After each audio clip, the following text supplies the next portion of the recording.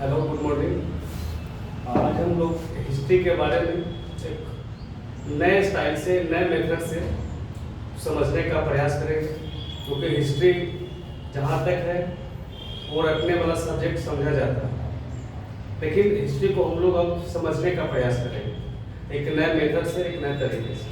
ठीक है, तो बिना देरी किए हुए हम लोग शुरुआत करते हैं हिस्ट्री। हिस्ट्री पढ़ने से पहले सबसे पहले आपको एक टाइमलाइन और उसका क्रोनोलॉजी पढ़ना हमारे लिए क्या है, बहुत जरूरी है। तो सबसे पहले हम एक टाइमलाइन शुरुआत करते हैं टाइमलाइन से। टाइमलाइन का मतलब हुआ कि किस पीरियड में कौन से राजा है, कौन से शासक है, कब तक उन्होंने रूल किया, वो पीरियड चलता कैसे है। हिस्ट्री को हम लोग डिसाइड करते हैं। हिस्ट्री में होता क्या है कि टाइमलाइन को समझना एक बहुत ही इंपॉर्टेंट है, क्योंकि सारे घटना कोई ना कोई टाइमलाइन के स्टार्टिंग रिगार्डिंग में ही होता है। तो हम लोग सबसे पहले देखते हैं कि टाइमलाइन में एक होता है Gregorian calendar. Gregorian calendar basically Gregorian calendar it is started from January to December, यानी ये जनवरी से लेकर दिसंबर तक,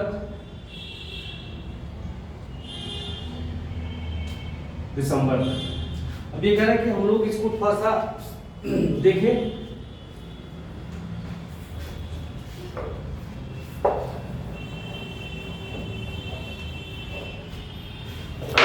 कि अभी जो ईयर चल रहा है वो ईयर है 2023। ये 2023 कहीं ना कहीं से तो स्टार्टिंग पॉइंट होगा।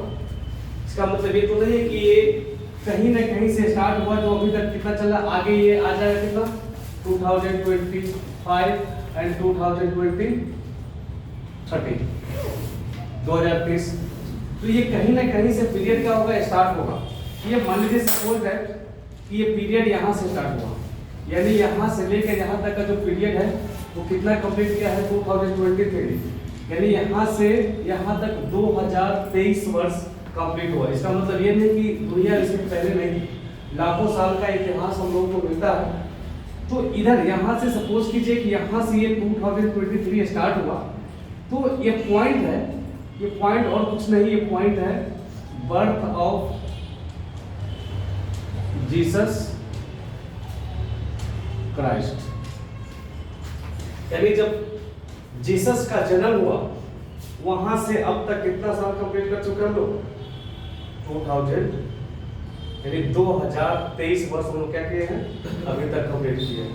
तो ये जो एरिया है, इधर का जो रीजन है, इधर का जो टाइमलाइन है, उसको हम लोग बोलेंगे एडी, यानी after the birth of Jesus Christ. इसको हम लोग बोलेंगे क्या, एडी। और इसी को हम लोग बोलते हैं क्रिश्चियन ईरा। एडी का मतलब होता है एनो डोमिनी, एनो डोमिनी मतलब in the year of Lord, in the year of Lord. Suppose कीजिए यहाँ पे 1 है, यहाँ पे 100, यहाँ पे 200, यहाँ पे 500, यहाँ पे 1000 ईयर, यहाँ पे मान लीजिए 2000। तो यहाँ से टाइम स्टार्ट हुआ, तो यहाँ से लेके यहाँ तक का जो पीरियड कहलाएगा वो कहलाएगा एडी या और बीसीई, क्रिश्चियन ईरा या कॉमन ईरा। इधर का जो पीरियड है वो पीरियड आपका कहलाएगा before the birth of Jesus Christ, यानी ईसा, इधर का जो समय पीरियड है वो ईसा मसीह के जन्म से पहले का है। इसीलिए इसको क्या बोलते हो लोग, before the birth of Jesus Christ, यानी इधर का समय बीसी कहलाएगा।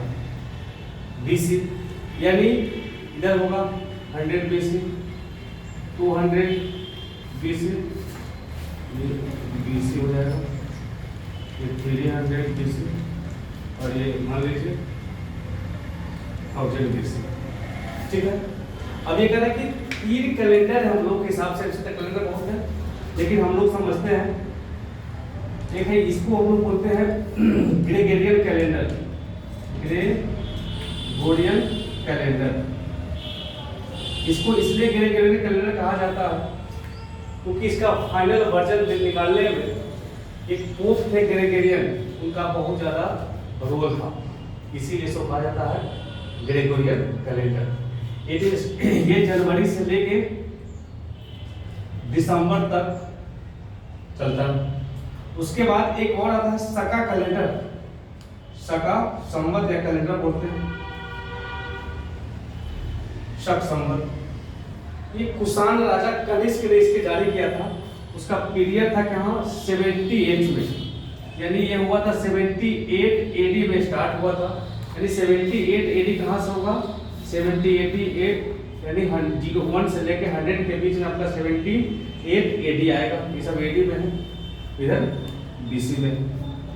तो शक संवत के अनुसार ये जो शक संवत है इसी को हम लोग बोलते हैं हिंदू कैलेंडर, हिंदू कैलेंडर। और गवर्नमेंट ऑफ इंडिया का, भारत सरकार का आज के भी डेट में जो कैलेंडर है वो है शक संवत कैलेंडर। समझ में आ रहा? ठीक। तो कह रहा है कि शक संवत अभी के हिसाब से भारत सरकार का कैलेंडर कौन सा है, शक संवत कैलेंडर। ठीक है, एक और है विक्रमादित्य कैलेंडर, विक्रमादित्य कैलेंडर जो 57 और 58 BC में स्टार्टेड हुआ, यानी 57 इधर का पीरियड क्या है BC है, तो 57 BC कहां पर आएगा, यानी 1 से लेकर 100 के बीच में आएगा। ये मान लीजिए आपका क्या है 57 BC, इधर आपका इधर है आपका 78 AD। तो 57 BC में जो कैलेंडर आया था उसको लोग बोलते हैं विक्रमादित्य कैलेंडर। ये इंपॉर्टेंट वैसे नहीं है लेकिन कभी कभी पूछ देता है। तो ये यहाँ से स्टार्ट हुआ, अगर हम इसको विक्रमादित्य कैलेंडर ये स्टार्ट हो रहा है कहाँ से 57 BC से, और अभी तक कितना ईयर है 2023। शक संवत के हिसाब से ये स्टार्टेड कब हुआ 78 AD में, और अभी तक कितना चल रहा है 2023। तो आप बता सकते हैं कि शक संवत के अनुसार अभी कौन सा वर्ष चल रहा है, बोलो। 2023 यानी ये स्टार्ट कहां से, 0 से स्टार्ट नहीं हुआ, यानी जब ग्रेगोरियन कैलेंडर स्टार्ट हुआ उसके 78 वर्ष बाद कौन सा कैलेंडर स्टार्ट हुआ है, शक संवत। तो हम तो यहाँ से चले गए, हम कहाँ से चल रहे हैं, इस पीरियड से लेके यहाँ तक पहुंचे हैं।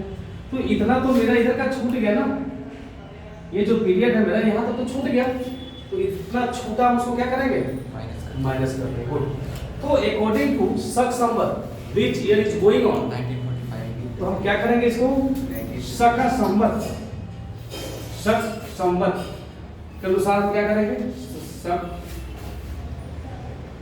संवत क्या करेंगे 2023 में से क्या माइनस कर देंगे 78। कौन सा ईयर चला इसका अनुसार 1945। यानी आप देखिएगा जब भी भारत सरकार का कुछ बनता है और ये शख्स भारत सरकार का कोई जब बजट भी आएगा या कोई कुछ शक के संबंध जारी करता उन्होंने, तो उनके अनुसार ये शक संबंध है वो कौन सा ईयर चल रहा है अभी 1945।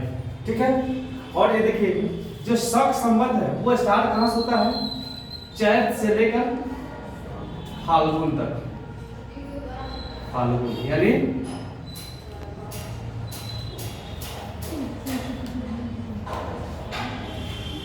चैत टू फाल्गुन। नाम सुने ना, चैत, बैसाख, आषाढ़, सावन, भादो, आश्विन, कार्तिक, अगहन होता है ना।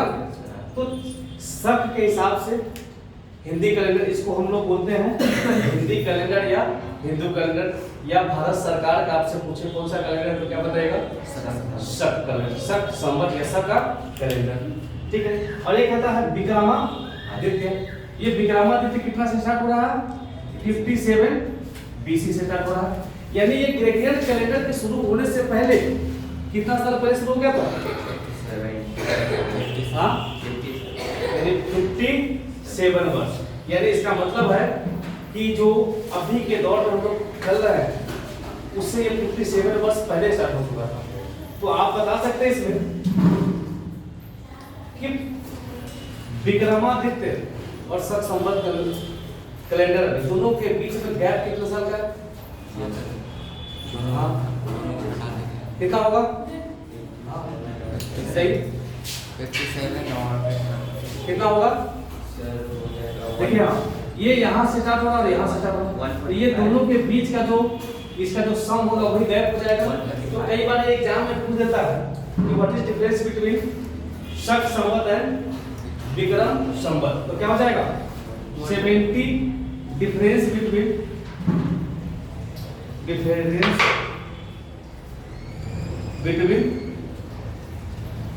शका संवत एंड विक्रम संवत कितना हो जाएगा?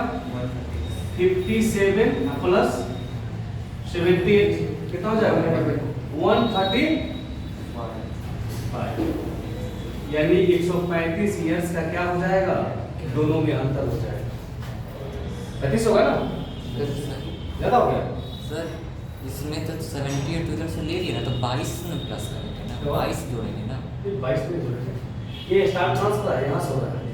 तो ये कैलेंडर यहाँ से चलना शुरू हुआ जो यहाँ तक चला, और ये कैलेंडर कहाँ से शुरू हुआ? यहाँ से शुरू हुआ और यहाँ तक पहुँचा।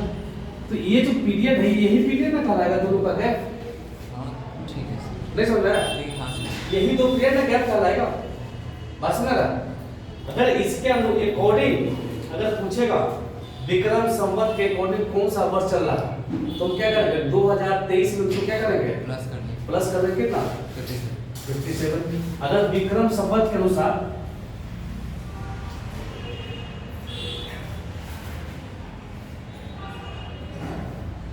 विक्रम संवत के अनुसार कौन सा वर्ष चल रहा है?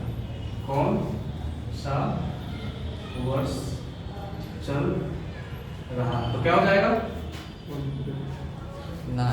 2023 प्लस 57 कितना हो जाएगा? 2080। यानी हम लोग कौन सा साल में जी रहे हैं? 2080 में जी रहे हैं। इसमें ठीक है, समझ में आया? आगे समझ में? मिटा दे इसको।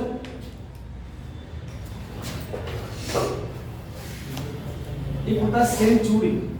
सेंचुरी का मतलब क्या होता है बताएं क्या आपको? Periods of 100 year. और कोई?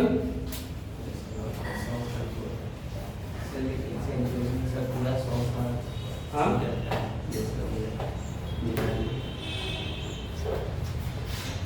देखिए,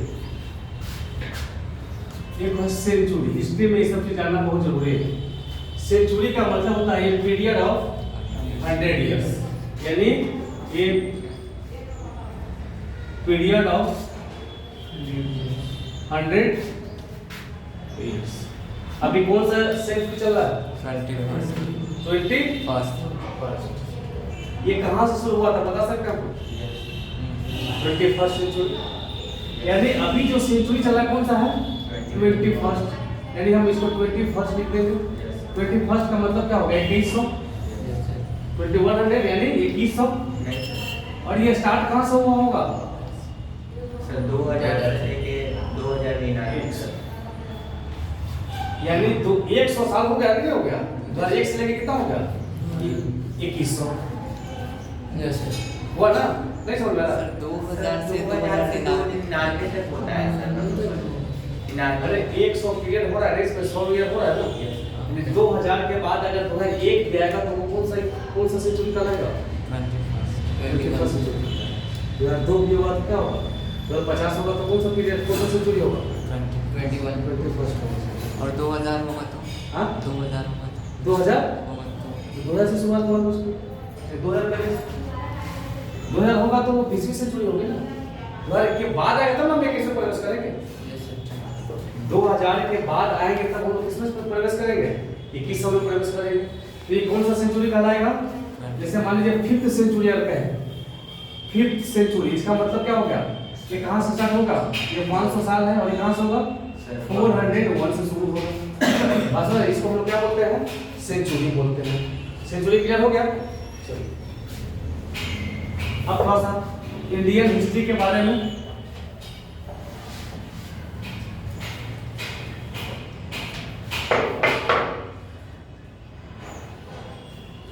बेसिकली जो इंडिया का हिस्ट्री है उसको तब लिखा गया जब ब्रिटिशर्स हिस्टोरियन है, यानी ब्रिटिश के साथ कौन है? ब्रिटिशर्स है। और बेसिकली ये कब लिखा गया? तो 19 से लेकर 20 सेंचुरी में जो भारत का हिस्ट्री इतिहास है वो लिखने का प्रयास किया गया। और आपका जो इतिहास लिखा गया है वो किस कैलेंडर के अनुसार लिखा गया? ग्रेगोरियन कैलेंडर के हिसाब से लिखा गया। जो सारे टाइम लाइन है देखिएगा, पूरा हिस्ट्री या तो ईस्वी में या तो ईसा पूर्व में, यानी बीसी में नहीं तो एडी में लिखा गया। बात समझ रहा? इसीलिए ये ग्रेगोरियन कैलेंडर को समझना हमारे लिए क्या था? जरूरी था।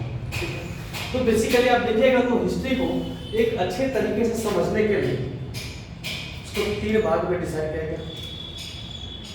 3 भाग में क्या किया? इसको डिवाइड किया गया। और रफली ये जो डिवीजन था वो धर्म के आधार पर था, रिलीजन के आधार पर था। बात समझ रहे? किसके द्वारा? ब्रिटिशर्स के द्वारा। कैसे था? अब देखिएगा कि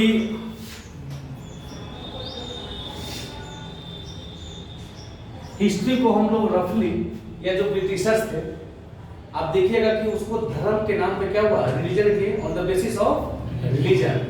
history is classified into 3 parts on the basis of religion, यानी धर्म के आधार पर कितने भाग में बांटा गया था? 3 भाग में। अब बता रहे हैं अपन, एक है एंशिएंट इंडिया, एंशिएंट इंडिया, इसको हम लोग बोलते हैं प्राचीन भारत। प्राचीन भारत कहां से? फ्रॉम अर्लीएस्ट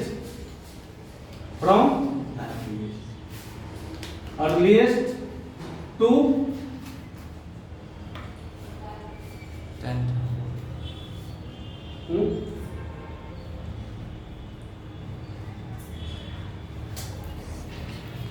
18th सेंचुरी, यानी प्रारंभ से कहां तक? 8वीं सदी,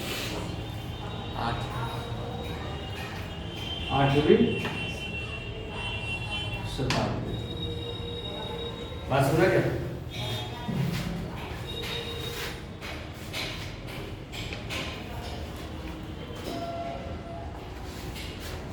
फ्रॉम अर्लीस्ट टू थोड़ी 8वीं 7वीं तक 7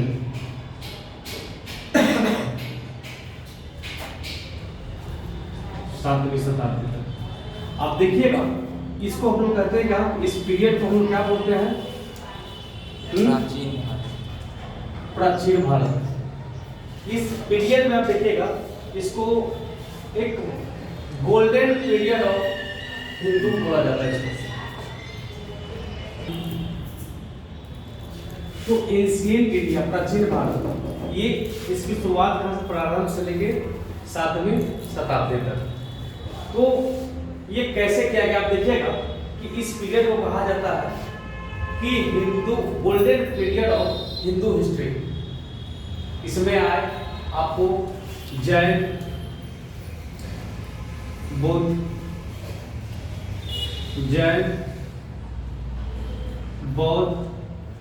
एंड मौर्य। ये सब क्या थे? लाइक बहुत सारे रिलीजन थे, जैन था, बौद्ध था, लेकिन इसको हिंदू का एक सुनहरा इतिहास का माना जाता है, हिंदू शासक का। उसके बाद आता है कौन सा? मिडाइवल इंडिया, यानी मध्यकालीन भारत। मेडाइवल इंडिया, मध्यकालीन भारत। अब देखिएगा कि भारत पे, इंडिया पे जो फर्स्ट मुस्लिम अटैक इन्वेशन है वो कब हो रहा है? यानी कब? 8th century to 18th century, यानी 8वीं शताब्दी से 18वीं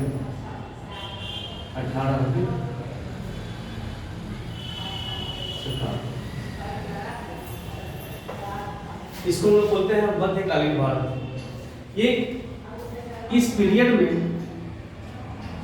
देखिए कि फर्स्ट जो मुस्लिम अटैक होता है, इन्वेशन होता है इंडिया पे, वो होता है 711 AD में।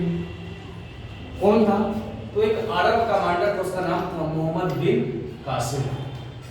यानी इंडिया में फर्स्ट मुस्लिम इन्वेडर कौन था? मोहम्मद बिन कासिम। यानी पहला मुस्लिम जो मोहम्मद बिन कासिम था, जिन्होंने भारत पे क्या किया था? अटैक किया था। बेसिकली वो अरब के क्या थे? कमांडर थे। तो यहाँ से समझा जाता है कि मुस्लिम एरा की क्या हुई?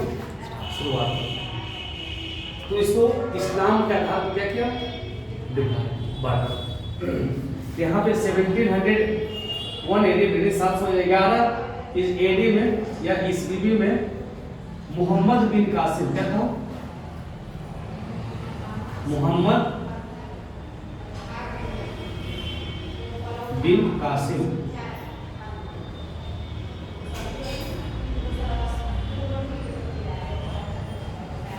मोहम्मद बिन कासिम। यहाँ से शुरुआत हुई किसके? मुस्लिम, इस्लाम की शुरुआत हुई मुस्लिम सोसाइटी। तो यहाँ देखिए आप, हिंदू शासक के आधार पर, यहाँ मुस्लिम शासक के आधार पर।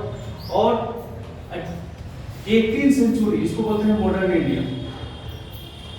मॉडर्न इंडिया, आधुनिक भारत।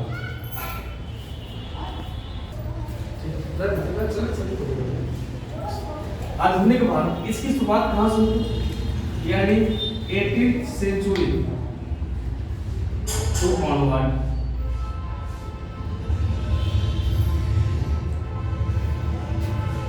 यानी 18वीं सदी से लेके अब तक।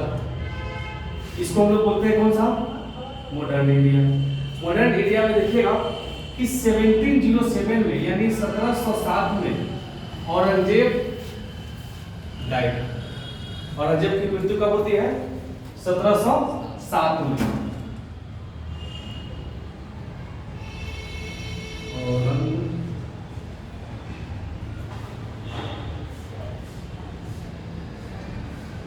औरंगजेब की मृत्यु कब होती है? 1707 में। और वहां आप देखिएगा कि मुस्लिम ईरा का एक तरीके से क्या मान जाता है? समाप्ति मान जाता है, और कॉलोनियल हिस्ट्री उसके बाद शुरू हो जाता है। ठीक है, तो ये रफली इसका जो डिस्ट्रीब्यूशन है वो किसके आधार पे है? रिलीजन के आधार पे। क्लियर? मिटा दे।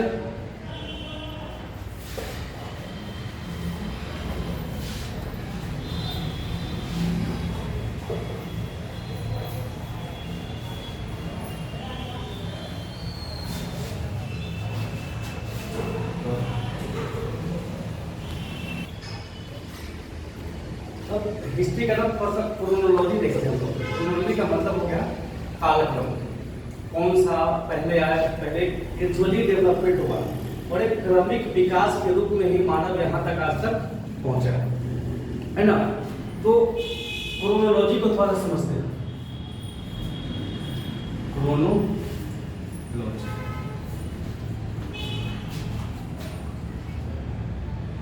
यानी 20 लाख वर्ष से लेकर 10,000 BC ईसापुर कहिए इसको, ईसापुर, यानी 2 मिलियन से लेके कितना 10,000 BC का जो पीरियड है इसको हम लोग बोलते हैं पैलियोलिथिक। पैलियोलिथिक हिंदी में इसको बोलते हैं हम लोग पूरा पाषाण काल। पैलियो का मतलब होता है ओल्ड और लिथिक का मतलब होता है स्टोन। ठीक है, इसे इसको कहा जाता है क्या, पूरा पाषाण काल। इसमें जो मानव थे वो सब क्या थे, प्रिमिटिव थे। एक प्रिमिटिव समझ रहे क्या बोलते उसको, प्रिमिटिव को ना हिंदी में प्रिमिटिव जो वो एक प्रिमिटिव थे, यानी वो बेसिकली जानवरों को मारने के लिए पत्थर के औजार का इस्तेमाल करते थे और यहाँ से वहाँ क्या करते थे, जाते रहते थे, घूमते रहते थे खाने की तलाश में। पास में गया तो ये उस समय जो टूल्स थे बने हुए वो टूल्स किसके थे, स्टोन, कंप्लीटली स्टोन के थे। सिर्फ पत्थर का बना हुआ था, उसका कोई पार्टिकुलर शेप था, उसमें उतनी टेक्नोलॉजी नहीं थी, उसको बहुत बढ़िया से शेप दिया जाए, जैसे मिला उसको इस्तेमाल करना शुरू कर दिया। तो उसको हम लोग बोलते हैं क्या, पूरा पाषाण काल। इस पीरियड में आप देखिएगा तो जो मानव है उनको आग के बारे में जानकारी थी, आग के बारे में जानकारी थी, यानी वो फायर के बारे में क्या था, उनको जानकारी थी। ठीक है, तो ये पैलियोलिथिक, बाद में जब हम सिर्फ पैलियोलिथिक पढ़ेंगे तो इसका पूरा एक्सप्रेशन करेंगे। अभी हम लोग को समझना है क्या, क्रोनोलॉजी समझना। उसके बाद जो पीरियड आता है उसको हम लोग क्या बोलते हैं, मेसोलिथिक पीरियड। मेसोलिथिक पीरियड, ये मेसोलिथिक जो पीरियड है ये 10,000 ईसा पूर्व से लेकर 8,000 ईसा पूर्व का पीरियड है। इसको हम लोग बोलते हैं क्या, मेसोलिथिक।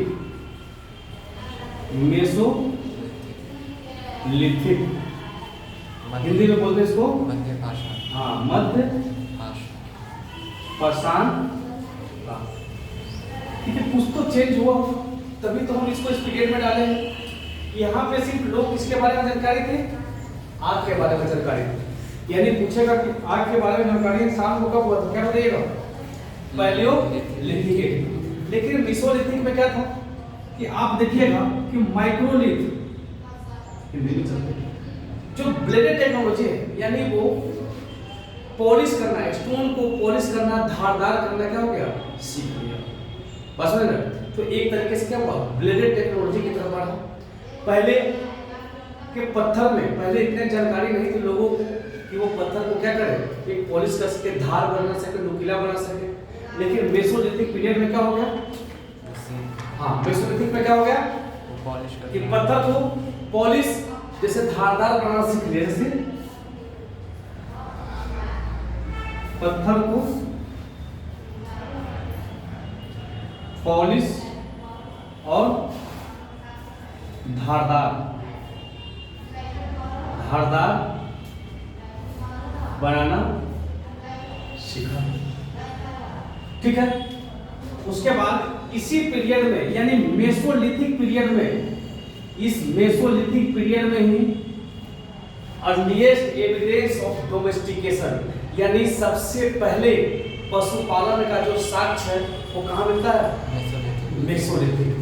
बस में मेरा तो पहला इसके प्रमाण किसके, पशुपालन के, यानी डोमेस्टिकेशन ऑफ एनिमल, यानी पशुपालन का हुआ प्रारंभ हो गया। पशुपालन क्या हो गया, प्रारंभ हो गया। ठीक है, पशुपालन क्या हो गया, प्रारंभ हो गया। वो पहला कौन सा एनिमल था जिसको पाला गया, तो वो था डॉग। यानी कुत्ता, यानी कुत्ता ही पहला जानवर था जिसे पालतू बनाया गया। बात समझ ना? तो इसके जो एविडेंसेस है किसके, मेसोलिथिक। हाँ मेसोलिथिक के, वो कहाँ से मिले हैं, आदमगढ़ और बागोर। यानी जो पशुपालन है, इस पशुपालन का जो प्रमाण है वो दो जगह एविडेंसेस है, वो दो जगह से मिला है। एक है कौन सा, आदमगढ़, आदमगढ़। ये आज के दिन में कहाँ पड़ता है, मध्य प्रदेश में, मध्य प्रदेश। क्लियर? यानी आदमगढ़ का कहाँ है, मध्य प्रदेश में। और दूसरा है बागोर, बागोर इसको बोलते हैं राजस्थान। तो पूछेगा आपसे कि पशुपालन प्रारंभ कौन सा एज में शुरू हुआ, तो क्या बताइएगा, मेसोलिथिक पीरियड में शुरू हुआ। और मेसोलिथिक में जो पशुपालन के साक्ष्य प्रमाण है वो कहाँ से मिलना शुरू हुआ, आदमगढ़ से।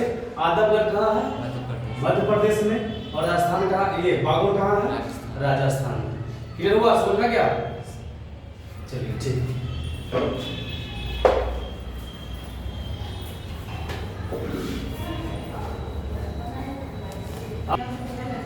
Historic history, pre historic history, वही बता रहा हूँ, प्री हिस्टोरिक चल रहा है, बताऊंगा अभी आगे तक। प्री हिस्टोरिक का जो पीरियड है वो आपको चैल्कोलिथिक तक आता है। प्री हिस्टोरिक का मतलब हो गया कि वैसा हिस्ट्री जिसमें लोगों को लिखने की जानकारी नहीं है, वो सिर्फ उसके बारे में जो जानकारी मिलती है वो सिर्फ किससे मिलती है, आर्कियोलॉजिकल सोर्स से मिलती है। तो ये मेसोलिथिक, न्यूलिथिक, पैलियोलिथिक ये किस हिस्ट्री में आता है? ये आपको आएगा प्री हिस्ट्री में। अभी इसमें हम बता देंगे कि आपको ये चार कॉलेज आगे आपको नियोलिथिक है और उसके बाद चैल्कोलिथिक, ये चारों किस में आ जाएंगे, प्री हिस्ट्री में है। प्री हिस्ट्री मतलब हिस्ट्री से पहले का, उसके बारे में कोई हमारे पास जानकारी नहीं है। बात समझ रहा? उसकी जानकारी हमको किससे मिलती है, आर्कियोलॉजिकल सोर्स। आर्कियोलॉजिकल सोर्स समझना क्या, एक्सकेवेशन के थ्रू जो टूल्स निकलते हैं, जो कॉइन्स निकलते हैं, जो भवन निकलते हैं, उसी से उसके बारे में क्या लगता है, एक जानकारी मिलती है। ठीक है, अब आता है आपका कौन सा, नियोलिथिक,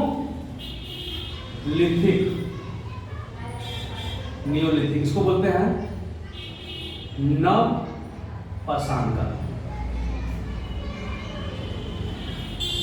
नव पाषाण काल। ठीक है, तो नव पाषाण काल मार्का दूसरा। अब है नियोलिथिक। जो नियोलिथिक इसको हम लोग बोलते हैं नव पाषाण काल। इसका जो पीरियड है वो 8000 यानी 8000 ईसा पूर्व से लेकर 4000 ईसा पूर्व तक, यानी बीसी तक। 8000 बीसी से लेकर 4000 बीसी तक। तो पहले आप देखें कि इंसान क्या था, जो मानव थे वो एक प्रिमिटिव था, अभी भी प्रिमिटिव ही थे। लेकिन अभी इसमें क्या होगा, जो नियोलिथिक है, नव पाषाण काल में जो मानव है वो खेती करना सीख गया। यानी एग्रीकल्चर पूछेगा, कृषि कब स्टार्ट हुआ, कब करना सीखा लोगों ने, नव पाषाण काल। तो यहां से क्या हो गया, कृषि की शुरुआत हुई, कृषि करना सीखा, कृषि करना सीखा कौन, मानव ने।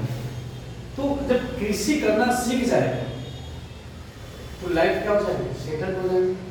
और एक तरह से यहाँ क्या हो गया, सेटल्ड लाइफ की क्या हो गई, शुरुआत हो गई। बात समझ रहा? ये थोड़ा सा इसमें आपको एक रफली तौर पे जानकारी मिला कि आग के बारे में जानकारी कब हुआ।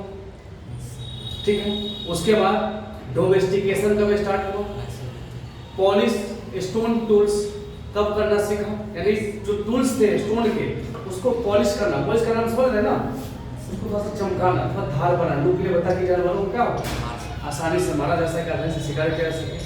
तो पॉलिश एक तरीके से ब्लेडेड टेक्नोलॉजी या पॉलिश टेक्नोलॉजी कब आया, मेसोलिथिक में। गुड। और थर्ड है आपका कृषि, एग्रीकल्चर कहाँ से हो गया, नियोलिथिक सर। ठीक है, कृषि। अब इसमें जो कृषि का फर्स्ट एविडेंस यानी अर्लीस्ट एविडेंस, ये हम लोग कैसे माना, ऐसे थोड़ी कि सीधे मान लेंगे, इसका कहीं ना कहीं से प्रमाण मिला, प्रूफ मिला। तो कृषि का जो एविडेंस मिला है वो है आपका मेहरगढ़। कहाँ है? मेहरगढ़। मेहरगढ़। और ये मेहरगढ़ कहाँ है आज के डेट में? पाकिस्तान में। यानी नियोलिथिक साइड में नवपाषाण काल में खेती हुआ था, कृषि हुआ था। ये कौन प्रमाणित करता है? मेहरगढ़। बस हो गया ना? ऐसा थोड़ी कि जो मन हुआ मान ले, एग्रीकल्चर इसमें मान ले, ऐसा नहीं। ये प्रमाण, ये सारे बात क्या कहीं ना कहीं से इसको प्रूफ मिला, प्रमाण मिला है। बस हो गया क्या? तो मेहरगढ़ से क्या हुआ है? पहले पाकिस्तान तो अब ना बना है, पहले तो सब इंडिया में। समझ में आ गया? तो कृषि करना कहाँ से लोग सीखा? मेहरगढ़। इसकी एविडेंस तो कहाँ से मिला? मेहरगढ़ से, पाकिस्तान से मिला। ठीक है। अब है आपका नवपाषाण काल के बाद चालकोलिथिक। चालकोलिथिक को बोलते हैं ताम्रपाषाण काल, ताम्रपाषाण काल। उसके बाद कौन सा आता है पीरियड? चालकोलिथिक। इसको बोलते हैं ताम्रपाषाण काल। देखिए चालको का मतलब होता है कॉपर। क्या होता है?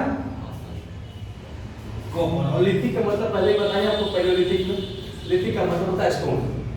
यानी इस पीरियड में क्या था कि मानव पहली बार जिस मेटल का इस्तेमाल किया वो मेटल कौन था? तांबा। बस में इस पीरियड में इसका पीरियड कितना है? चालकोलिथिक का 4000 BC से लेकर 1500 BC तक चालकोलिथिक का। क्लियर हो गया? यानी इंसान पहला ऐसा कॉपर पहला ऐसा धातु था, मेटल था। यानी copper is the first metal used by human. Copper is the first metal used by human. यानी कॉपर पहला धातु था जिसे मानव ने क्या किया? इस्तेमाल किया। अब आप देखिएगा कि इसमें पत्थर के साथ साथ क्या यूज होने लगा? कॉपर यूज होने लगा। इसीलिए इसको कहा गया क्या? ताम्रपाषाण काल या चालकोलिथिक। चालको समझ में आ गया? यानी चालको मतलब होता है कॉपर। इसमें दोनों तरह के टूल्स मिले हैं, कॉपर्स के भी और स्टोन के भी। इसीलिए इसको कहा जाता है क्या? चालकोलिथिक। क्लियर? तो अब तक जो पढ़े हैं Palaeolithic, Mesolithic, Neolithic and Chalcolithic, इसको हम लोग बोलते हैं प्री हिस्टोरिक पीरियड। क्या बोलते हैं? यानी प्री हिस्ट्री में क्या हो जाएगा? प्री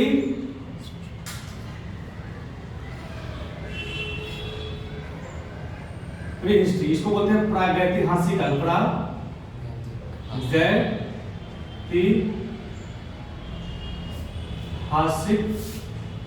काल। यानी प्रागैतिहासिक काल में कितने हो गए? 4 हो गए। कौन कौन? एक था पैलियोलिथिक। पैलियोलिथिक यानी पूरा पाषाण काल। पाषाण काल। दूसरा मेसोलिथिक। मेसोलिथिक मध्य पाषाण काल। मध्य 10,000 पाषाण पीरियड से पढ़ाया गया पीछे। और तीसरा क्या है? मिटा दे इसको। न्यूलिथिक। तीसरा है नियोलिथिक। नव पाषाण काल। और फोर्थ है, लास्ट है चालकोलिथिक। चालकोलिथिक। इसको बोलते हैं ताम्रपाषाण काल।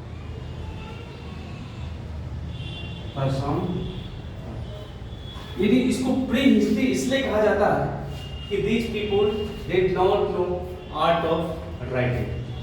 ये लोग क्या थे? लिखना नहीं जानते थे। बात समझ ना? यानी इनके बारे में जो जानकारी मिलती है वो सिर्फ उसके जानने का सोर्स क्या है? Archaeological source. बात समझ? आर्कियोलॉजिकल सोर्स जो एक्सकेवेशन हमको मिलते हैं उसी के थ्रू हम इसको क्या बोलते हैं? इसके बारे में हमको जानकारी मिलती है। इसलिए इसको क्या कहा जाता है? प्री हिस्टोरिक या प्रागैतिहासिक काल। क्लियर हुआ समझ में? कुछ पूछना है इसमें? चलो ठीक, मिटा दे इसको। यस। ठीक, गुड।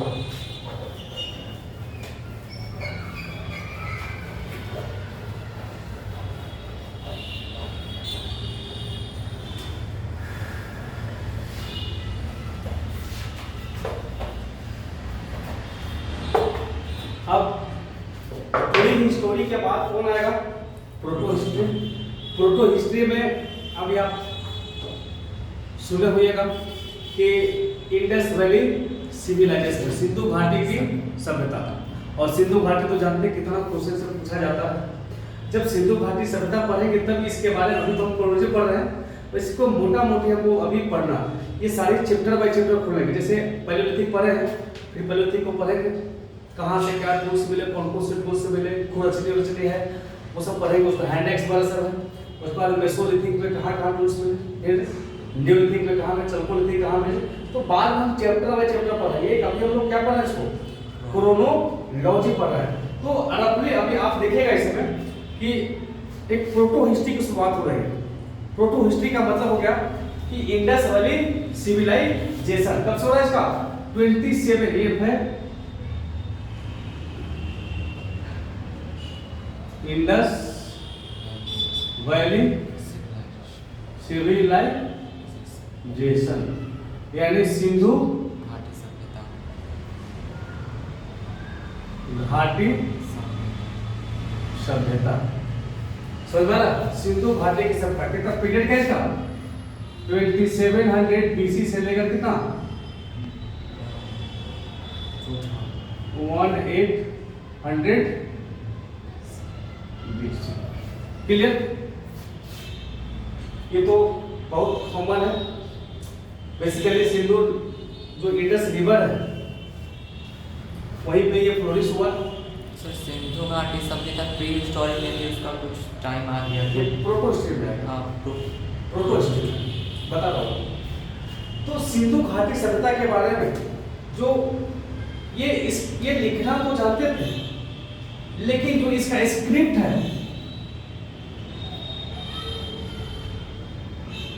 वो अनडिसाइफर है। क्या है? अनडिसाइफर है। यानी इन्होंने क्या लिखा है वो पढ़ पाना अभी तक क्या है? मुश्किल।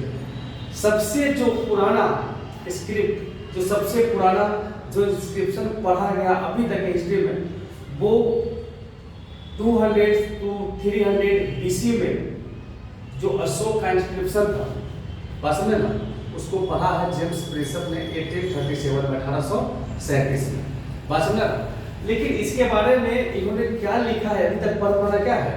मुश्किल नहीं, मुश्किल है। अभी तक संभव नहीं हो पाया कि इसका लिखावट जो है हम लोग पढ़ पाए। लिखना तो जानते हैं, अभी तो लिखे हैं, लेकिन क्या लिखा है अभी तक इसके बारे में जानकारी नहीं। बस लेकिन एक और इसको जानने का तरीका है, क्योंकि इंडस वैली सिविलाइजेशन के बारे में जो लिखने का काम किया है वो है मेसोपोटामिया। यानी एक और सभ्यता थी आज के डेट में, कहाँ है? वो इराक में है। जो जैसे ये सिंधु रिवर, इंडस रिवर के किनारे फ्लोरिश हुआ था, उस तरीके से वहाँ दजला और फरात रिवर है। दजला फरात रिवर के किनारे क्या होता है? एक सभ्यता में एक सिविलाइजेशन डेवलप हुआ था जिसका नाम था मेसोपोटामिया। बस समझ गया? तो मेसोपोटामिया के जो सभ्यता सिविलाइजेशन है वो इसके बारे में क्या है? लिखा। यानी इसके हमको इस जो सिंधु घाटी सभ्यता है इसके बारे में जो हमको जानकारी मिलती है बेसिकली वो किससे ज़्यादा मिलती है? हाँ, विदेशी सोच से ज़्यादा मेसोपोटामिया के सभ्यता से मिलती है। तो इसकी जो जानकारी है वो किससे मिलती है? मेसोपोटामिया।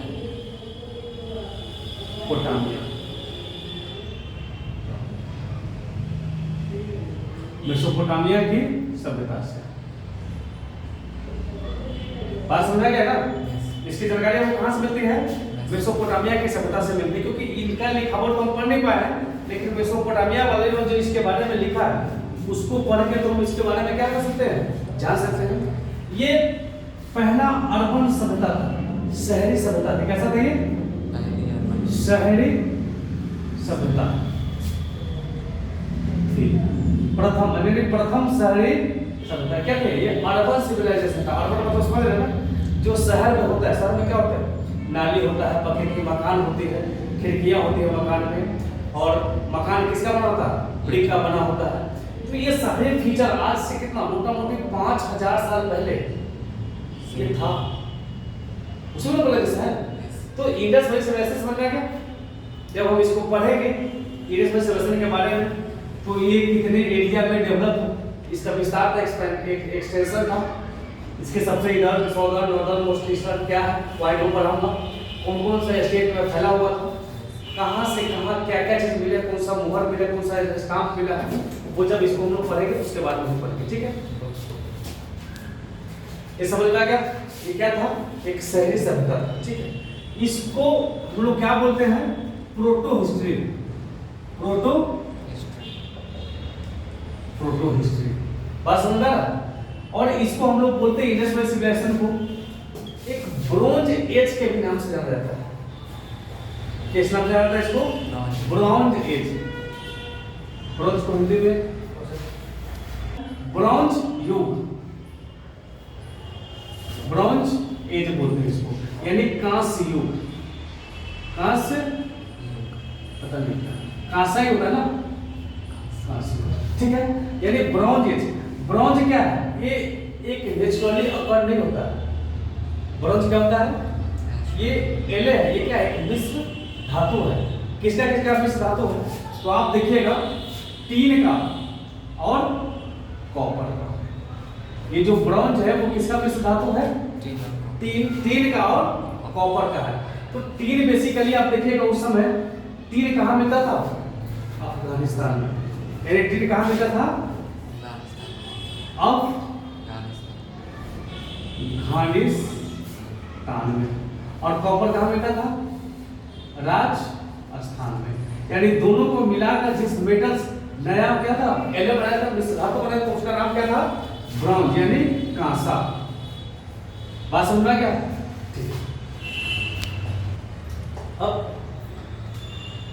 अब इसके बाद इंडस वैली सिविलाइजेशन के बाद कौन आता है? वैदिक एज। इसको लोग बोलते हैं वैदिक एज, यानी वैदिक काल। वैदिक काल बेसिकली इसका पीरियड जो था वो कितना है? 1500 बीसी, यानी 1500 से लेकर 600 बीसी के बीच में। नाम सुना है आपने? ऋग्वेद, सामवेद, यजुर्वेद, सामवेद, अथर्ववेद, बात सुना है? तो इसमें आप देखिएगा कि इसमें जो पहले तांबा का इस्तेमाल होता था। देखो जो फर्स्ट मेटल था वो कौन था? तांबा था, जिसको मानव ने क्या किया? इस्तेमाल किया। और यहाँ से वैदिक एज में आपको आयरन का इस्तेमाल होना शुरू हो गया। यानी पूछेगा कि फर्स्ट टाइम आयरन कहाँ कब यूज हुआ? तो वैदिक एज में इस्तेमाल हुआ। बेसिकली इसको हम लोग बोलते हैं एक्चुअल हिस्ट्री। एक्चुअल हिस्ट्री कहाँ से स्टार्ट हो रही है? वैदिक एज से स्टार्ट हो रही है, क्योंकि इसमें इंसान जो मानव थे वो लिखना जान गए, तभी ना ऋग्वेद। इसको दो पीरियड में डिवाइड करते हैं। एक था अर्ली वैदिक पीरियड, अर्ली वैदिक पीरियड, इसको बोलते हैं क्या हिंदी में? पूर्व वैदिक काल, पूर्व वैदिक काल। और इसको बोलते हैं लेटर वैदिक पीरियड। हिंदी में क्या हो इसको? उत्तर वैदिक काल, उत्तर वैदिक काल। तो बेसिकली अर्ली वैदिक काल, अर्ली वैदिक काल हो गया ये 1500 से लेके 1000 बीसी तक है। ये बीसी तक, ठीक है। इसी में आपका किसका? ऋग्वेद जो था, ऋग्वेद का नाम सुना है ना? ऋग्वेद सबसे पहले ऋग्वेद का लिखा गया था। तो इसमें ऋग्वेद लिखा गया था, रिसाइट किया गया। और इसमें लेटर वैदिक काल में कौन सा वेद कितने हैं? 4। कौन? सामवेद, और ऋग्वेद, ऋग्वेद हो गया, यजुर्वेद, यजुर्वेद और अथर्ववेद। यजुर्वेद और अथर्ववेद, अथर्ववेद, अथर्ववेद लिखा, अथर्ववेद। ठीक है, ऐसा माना जाता है कि इन तीनों वेदों की जो रचना है वो किसमें हुई? ये है आपको 1000 से लेके 600 BC तक, 600 BC तक। क्लियर? यानी वैदिक, लेटर वैदिक में कौन सा? सामवेद, यजुर्वेद और अथर्ववेद मिला। ठीक है, तो भारत में सर्वप्रथम आयरन का इस्तेमाल कब हुआ? वैदिक एज में हुआ। तो सबसे पहले इसलिए इसको क्या कहा जाता है? It is also called iron age. यानी आयरन मतलब लोहा ना, लोहा का उपयोग सर्वप्रथम, that's why it is called iron age. इसी को क्या कहा जाता है? लौह युग कहा जाता है। क्या? आयरन एज या लौह युग कहा जाता है। ठीक है, नेक्स्ट एक इंपॉर्टेंट क्वेश्चन, बहुत इंपॉर्टेंट। इसमें कौन सा वेद में, यानी जो लिटरेसी रेफरेंस है, यानी किस वेद में आयरन के बारे में लिखा गया है? ऋग्वेद, सामवेद, यजुर्वेद, अथर्ववेद। कोई आइडिया? आप बोलो। अथर्ववेद, अथर्ववेद नहीं, गलत है। ऋग्वेद, हाँ, ऋग्वेद, ऋग्वेद भी गलत है। अब तो 4 ही, 2 ही बचा। सामवेद, यजुर्वेद। यानी यजुर्वेद में किसकी जानकारी मिलती है? आयरन के बारे में लिटरेचर, यानी लिखा हुआ है। किसके बारे में? यजुर्वेद। देखो एक बार पूछा गया क्वेश्चन है कि यजुर्वेद आयरन के बारे में जो जानकारी है वो रिटेन में, वो किस वेद में है? यजुर्वेद में। क्लियर हो गया? चलो ठीक। अब आता है आपका इसके बाद महाजनपद। महाजनपद कितना? 600 BC में, जिसमें आप कौन कौन है? 16 महाजनपद। 16 महाजनपद के बारे में आप पढ़े? मगध, हाँ, मगध है, गुड। ये सब क्या है? महाजनपद है। उसी महाजनपद में से फिर आपको आगे है क्या था, जो पावरफुल रूलर है वो बनते हैं। सुना है ना? तो महाजनपद जब हम पढ़ेंगे 16 महाजन, बहुत इंपॉर्टेंट क्वेश्चन है, बहुत इंपॉर्टेंट टॉपिक है ये, और हमेशा इसे क्वेश्चन पूछा जाता है। तो महाजनपद को हम पढ़ेंगे जब ये टॉपिक जब एक्सप्लेन करेंगे। उसके बाद कौन सा पीरियड आता है? मौर्य, मौर्य एम्पायर। यानी मौर्य एम्पायर का पीरियड क्या है? 321 से लेके कितना? 180 BC। यानी इसके बाद कौन आता है? मौर्य एम्पायर, मौर्य एम्पायर यानी मौर्य वंश। कौन आता है? मौर्य वंश। कब से लेके 321 से लेके कितना? 180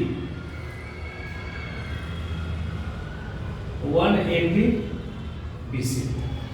मौर्य के बारे में तो आप जानते हैं, पसंद ना? ये मौर्य एम्पायर एक ऐसा एम्पायर था जिसमें आपको देखेगा कि एक पॉलिटिकल इंटीग्रेशन देखने का दौर मिलेगा। पॉलिटिकल इंटीग्रेशन समझ गए? यानी पूरे भारत के मानचित्र पे क्या होगा? कोई उथल पुथल नहीं, एक तरीके का एक ऐसा शासन प्रति जो पूरे भारत में शासन के एक साथ, पसंद है ना? तो पॉलिटिकल छोटे छोटे राजाओं का कोई वो नहीं था। तो एक तरह से आपको देखने का मिलेगा क्या? पॉलिटिकल, राजनीतिक एकीकरण। हाँ, पॉलिटिकल इंटीग्रेशन। क्या होगा हिंदी इसका? राजनीतिक एकीकरण। हाँ, वाह, क्या बात। राजनीतिक एकीकरण। ठीक है, बात समझ आ गई? तो ये मौर्यन जो एम्पायर रहा वो किसके दौर रहा? पॉलिटिकल इंटीग्रेशन का दौर रहा। इसमें आपको जो अशोका है, सम्राट अशोका का नाम तो सुना ही है। उनकी जो मृत्यु होती है वो कब होती है? 232 BC में होता है। बात समझ गए? तो 232 BC के उनकी मृत्यु के बाद, उनकी डेथ के बाद क्या होता है? पॉलिटिकल डिसइंटीग्रेशन शुरू हो जाता है, क्योंकि उतने बड़े साम्राज्य को संभालना एक साथ संभव नहीं था। ये सब पढ़ेंगे जब हम लोग पढ़ेंगे मौर्यन एम्पायर के बारे में। बात समझ में आ गया? उसके बाद आता है कौन सा? मौर्योत्तर काल, यानी पोस्ट मौर्यन, पीरियड। हाँ, पोस्ट मौर्यन एम्पायर, ठीक है। पोस्ट मतलब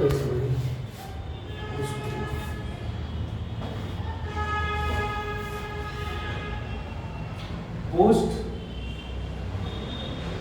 मौर्यन एम्पायर, मौर्योत्तर काल,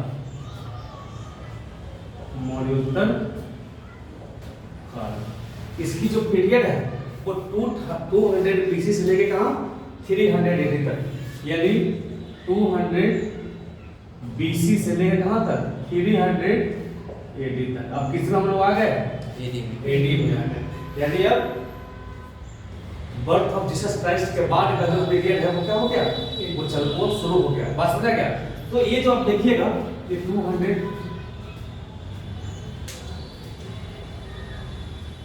200 BC से लेके कहाँ तक 300 AD तक।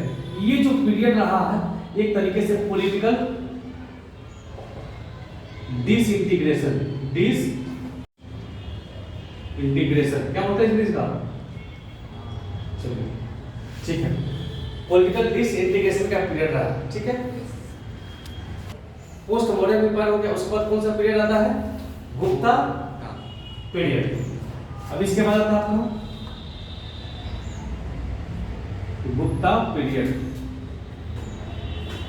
गुप्त काल, गुप्त काल कब से कब तक है, 300 AD से 600 AD तक, यानी 300 AD से लेके 600 AD तक। देखो फिर ये ऊपर था क्या, पॉलिटिकल डिसइंटीग्रेशन, और फिर यहाँ पे आता है क्या, पॉलिटिकल इंटीग्रेशन, याद है, इंटीग्रेशन। जब गुप्ता पीरियड पढ़ेंगे तो ये बहुत क्वेश्चन, इसको स्वर्णिम काल कहा जाता है। सबसे ज्यादा जो गोल्ड कॉइन्स थे, सिक्का, सोने का सिक्का जारी करने वाला कौन सा राज था, राजवंश था, यही डायनेस्टी था गुप्ता पीरियड। इसीलिए गुप्ता पीरियड क्या कहा जाता है, स्वर्णिम काल कहा जाता है। सबसे ज्यादा जो गोल्ड सिक्के थे वो कौन जारी हुआ था, गुप्ता पीरियड। बात समझ रहे ना? अरे आपको याद होगा अभी जब शुरू में हम लोग पढ़ाए थे तो कि गुप्ता कैलेंडर स्टार्ट कब हुआ था, गुप्ता कैलेंडर कब स्टार्ट हुआ था, 319 AD में, याद है? समझ ना? चलिए अब तो इसको हम लोग क्या बोलते हैं, पॉलिटिकल इंटीग्रेशन। कब, क्योंकि जब हम इसको पॉलिटिकल, इकोनॉमिकल और सोशल स्टडी करेंगे, राजनीतिक, सामाजिक और आर्थिक, तो हम इसके बारे में पढ़ेंगे। उसके बाद कौन आता है, पोस्ट गुप्ता, हाँ, पोस्ट गुप्ता पीरियड, गुप्तोत्तर काल, गुप्तोत्तर काल। तो कब से है, 680 ऑनवर्ड्स, 682 ऑनवर्ड, ठीक है। बात समझ में आ गया? अब इसको हम लोग यहाँ से पढ़ेंगे एक तरीके से। आपका क्या हुआ, ये क्रोनोलॉजी हो गया किसका, हिस्ट्री का। फिर इस पीरियड का आप देखिएगा तो क्या होगा, पॉलिटिकल डिसइंटीग्रेशन देखने को मिलता है, पॉलिटिकल डिसइंटीग्रेशन। डिसइंटीग्रेशन कब होगा, जब रूलर क्या होंगे, कमजोर होंगे, ताकतवर होगा तो पॉलिटिकल क्या होगा, इंटीग्रेशन होगा। तो समझ में ना, डिसइंटीग्रेशन इंटीग्रेशन क्यों हुआ, क्योंकि गुप्ता पीरियड में क्या था, रूलर स्ट्रॉन्ग थे, समुद्रगुप्त चाणक्य ना। मौर्य डायनेस्टी में क्या था, स्ट्रॉन्ग रूलर थे, तो वो पॉलिटिकल क्या था, इंटीग्रेशन था। बात समझ ना?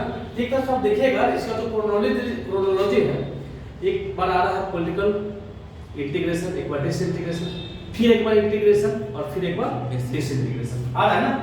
यहाँ पॉलिटिकल का डिसइंटीग्रेशन है, फिर इंटीग्रेशन और फिर डिसइंटीग्रेशन। क्लियर हो गया? ठीक है। और कुछ पूछना? रिवीजन जो स्टार्ट, रिवीजन कहाँ से, तो से रिवीजन से, यस सर, पहले जस्ट अ मोमेंट। अच्छा तब तक तुम बताओ कि इंडस वैली सिविलाइजेशन का, सिंधु घाटी सभ्यता का सबसे बड़ा साइट कौन सा है, largest site of Indus valley civilization. Harappa पहले तरफ चेंज हो गया, राखी गढ़ अपने नाम का भी कोई चीज होता है, ठीक है ना।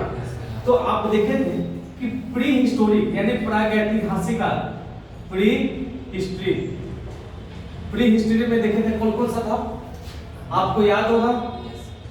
एक बार 2 मिनट बोलो रिवीजन कर, 2 मिनट बोल क्या करते हैं रिवीजन कर लेते हैं। इसमें 4 पीरियड थे, कौन सा? पैलियोलिथिक यानी पूरा पाषाण काल, एक था मेसोलिथिक, मेसोलिथिक और एक था नियोलिथिक और दूसरा था चालकोलिथिक। यानी पूरा पाषाण काल, मध्य पाषाण काल, नव पाषाण काल और ताम्र पाषाण काल। पूरा पाषाण काल में फायर के बारे में जानकारी थी, ठीक है ना। मेसोलिथिक में क्या था? Polish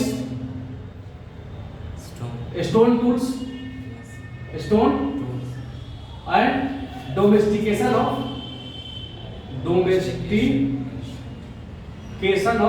animal. फर्स्ट एनिमल कौन था? डॉग। प्रमाण इसके एविडेंस कहां से मिले इसके? आदमगढ़ और बागुर। बस बहुत। डोमेस्टिकेशन का जो प्रमाण है वो कहां से मिला है? आदमगढ़ मध्य प्रदेश। आदमगढ़ और दूसरा था बागुर।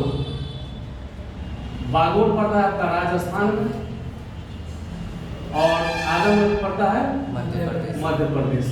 यानी ये 2 जगह है, मध्य प्रदेश और राजस्थान, जहां से पहली बार पशुपालन के साक्ष्य मिलते हैं। समझ में आया? थर्ड है आपका नियोलिथिक। नियोलिथिक का मतलब होता है नव पाषाण काल। इसमें जो वुमेन थे वो क्या हुआ? एग्रीकल्चर करना सीख गया। Learn about agriculture. और इसकी जो प्रमाण है, एविडेंस है, वो कहां से मिला है? Mehrgarh, now in Pakistan. मेहरगढ़ कहां है? पाकिस्तान में। समझ में आ गया? उसके बाद आता है आपका चल्कोलिथिक। चल्कोलिथिक मतलब होता है ताम्र पाषाण काल। चल्को मतलब होता है कॉपर, लिथिक मतलब पत्थर, स्टोन। तो ये इसमें जो मानव है वो पत्थर के साथ साथ किसे इस्तेमाल करते हैं? तांबा का। यानी कॉपर फर्स्ट धातु बना किसका? जो मानव इस्तेमाल किया। Copper the first metal used by human. बात समझ में आ गया? इसलिए इसमें स्टोन के साथ साथ क्या मिलता है? कॉपर मिलता है। कॉपर के टूल्स मिलते हैं। तो बेसिकली ये जो प्री हिस्टोरिक है, यानी these people did not know art of writing. ये अपने बारे में कुछ लिखे नहीं है, यानी उस समय स्क्रिप्ट का विकास नहीं हुआ था। इनके बारे में सिर्फ किससे जानकारी मिलती है? आर्कियोलॉजिकल सोर्स के बारे में, लॉजिकल सोर्स के बारे में। क्लियर हो गया? आप बताओ, हो गया? कुछ पूछना? चलिए ठीक। अगर वीडियो पसंद आया तो प्लीज लाइक करें, शेयर करें, कमेंट करें और सब्सक्राइब करें। कल ज्योग्राफी का बेसिक वीडियो बनाएंगे जिसमें लॉन्गिट्यूड, लैटिट्यूड और कुछ इंडियन ज्योग्राफी के बारे में हम उसको जानकारी देंगे और बताने का प्रयास करेंगे। ठीक है, थैंक यू।